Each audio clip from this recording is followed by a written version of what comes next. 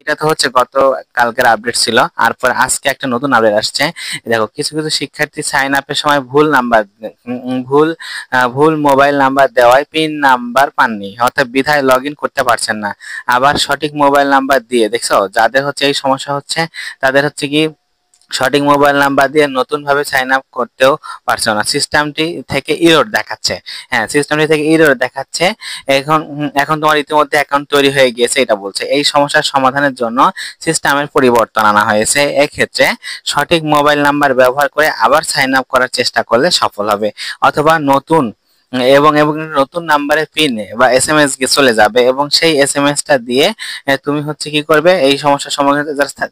এখন তোমাকে যাদের মোবাইল নাম্বার ভুল ছিল তারা করতে হবে কি, নতুন মোবাইল নাম্বার দিয়ে সাইন আপের চেষ্টা করবে, তাহলে দেখবে যে এটা আপডেট হয়ে যাবে। তবে আমি তোমাদের যেটা বলছি যে খুব তাড়াতাড়ি, অর্থাৎ হচ্ছে খুব তাড়াতাড়ি এই আপডেট হচ্ছে চলে আসছে, এবং তোমরা হচ্ছে কালকে হবে না, আগামী কালকের পরের দিনই হচ্ছে তোমরা আবেদন করা শুরু করে দিবে। যাদের এই সমস্যা ছিল তাদের সমস্যার সমাধান হয়ে গেল।